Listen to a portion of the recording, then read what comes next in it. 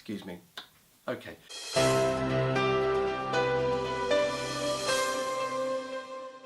So, C. On the A to Z of presentation skills, we're on to the letter C, and C is for content. Now, what's really interesting about content is that's what people tend to spend most of their time preparing, the words.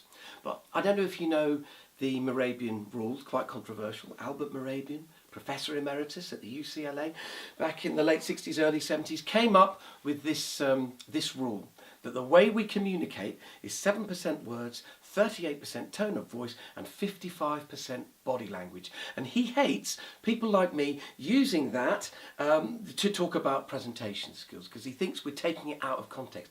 But the point is, I think he's right. We can't split it definitely to just 7%, 38 exactly, and 55, but I think more or less that's the split. And if you think about that, 55% of the way you communicate, the power of your communication is through body language, then not what you say, but how you say it, and then it's the words. And we spend all the time thinking about the words instead of how we're going to say them. So what I'm going to suggest now is probably quite controversial. When you prepare your speech, say it out loud. Rehearse it, kick it about, get it into the muscle memory of the mouth. Often people will get their slides together and they'll think, that's it, I've got my PowerPoint, excellent, I'm ready to go. Then they'll get up and they'll wing it. They'll be looking at their screen too much, what I call screen hanging, and they'll be using the slides as a script, as an aid memoir, but actually because they haven't memorised it in the first place, they're just reading it. You might as well just forget it. Look, content is king, yes of course, but really rehearse it.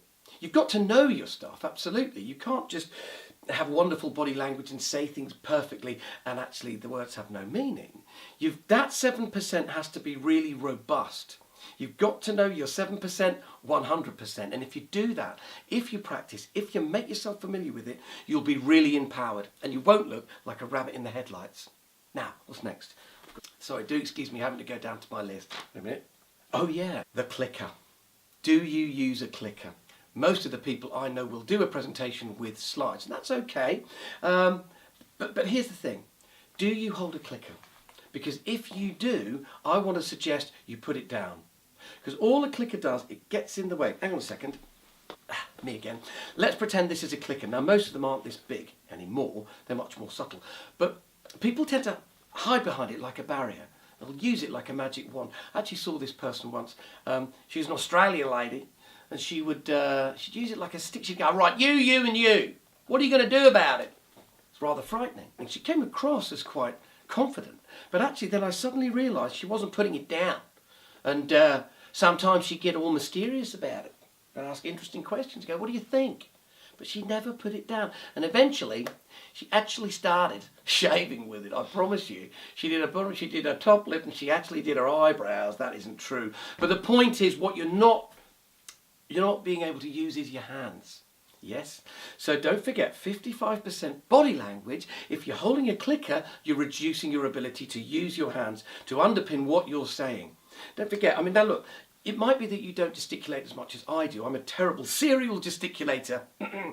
But try flying without the clicker. Use the button on the laptop and do it that way if you can. Or use the clicker and put it down and have your hands free, because it's much better to communicate with these as well as that.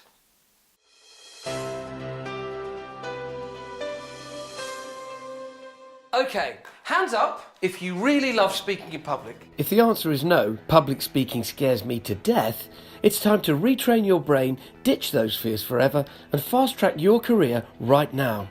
With my exclusive video masterclass package, learning how to give a killer presentation has never been more fun. Harry the Hedgehog's got holes in his hat. Harry the Hedgehog's got holes in his hat. It's quite difficult. What are we doing? We're smiling. In 28 exclusive videos, you will learn powerful body language secrets to create instant confidence. You'll discover how to start your speech with real power and develop your ability to always energize, inform, and motivate your audience. If you use this stuff, it will unlock the most potent tool you have as a communicator, and that is who you are, your personality. To gain access to this fantastic video offer, please go to my website on www.improveonyou.co.uk.